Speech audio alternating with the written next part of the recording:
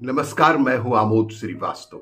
Amazing thought, amazing message, amazing information की दिशा में आज एक कदम और आगे। आज एक प्रेरक कथा कि भगवान श्री कृष्ण ने छोटी उंगली पर ही क्यों गोवर्धन पर्वत उठाया। वैसे तो सभी जानते हैं कि भगवान श्री कृष्ण ने गोवर्धन पर्वत को इंद्र के अहंकार को तोड़ने के लिए अपनी उंगली पर उठा ही लिया था।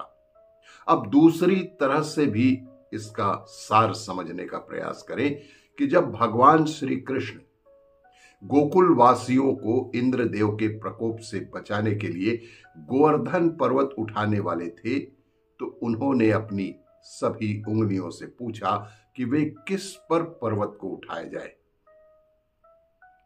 सबसे पहले अंगूठा बोला कि मैं नर हूं, बाकी उंगलियां तो स्त्रियां हैं, अतः आप पर्वत मुझ पर ही उठाएं। ये अधिकार सबसे पहले मुझे ही मिलना चाहिए। फिर तर्जनी चुप क्यों रहती? तर्जनी बोली, किसी को यदि चुप कराना हो या कोई संकेत करना होता है तो मैं ही तो काम आती हूं। इसीलिए कृपा करके आप केवल मुझ पर ही पर्वत उठाएं। इसके बाद मध्यमा बोली कि सबसे बड़ी होने के साथ साथ शक्ति भी रखती हूं, अतः आप तो पर्वत मेरे ऊपर ही उठाएं। फिर अनामिका बोली कि सभी पवित्र कार्य तो आप मेरे द्वारा ही संपन्न करवाते हैं भगवान। मंदिरों में देवी देवताओं को मैं ही तो तिलक लगाती हूं, इसीलिए ये अधिकार तो मेरा ही है, अतः आप मुझ पर ही पर्वत उठाएं। अब भगवान ने सबसे छोटी उंगली कनिष्ठा की ओर देखा तो उसके नेत्र बरबसी भर आए और वह भरे नेत्रों के साथ बोली कि भगवान, एक तो मैं सबसे छोटी हूं, मुझ में कोई विशेष गुण भी नहीं है, मेरा कहीं उपयोग भी तो नहीं दिखता है, सत्कार्यों में मेरा कहीं भी उपयोग नहीं है और मुझ में इतनी शक्ति भी नहीं है कि मैं पर्वत उठा सकूं।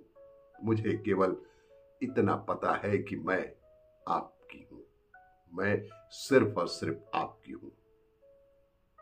छोटी उंगली की बात सुनकर भगवान श्री कृष्ण प्रसन्न हो गए और बोले, कनिष्ठे, मुझे विनम्रता ही तो सबसे अधिक पसंद है। यदि कुछ पाना है तो सबको विनम्र ही बनना पड़ेगा। बिना विनम्रता के कुछ भी पाना असंभव है। तब श्री कृष्ण ने छोटी उंगली को सम्मान देते हुए उसी पर गोवर्धन पर्वत उठाया। कभी भी अहंकार नहीं करना चाहिए, हमें विनम्र और सरल बनना चाहिए, तभी जीवन में कुछ अच्छी सफलता प्राप्त हो सकती है। इसीलिए जीवन में सदैव ही सरल बने रहें, विनम्र बने रहें, कम बोले, अच्छा बोले और अपने जीवन को सफल बनाएं। आपको यह मेरा वीडियो अच्छा लगी तो लाइक करें, शेयर करें और सब्सक्राइब अवश्य करें। धन्यवाद।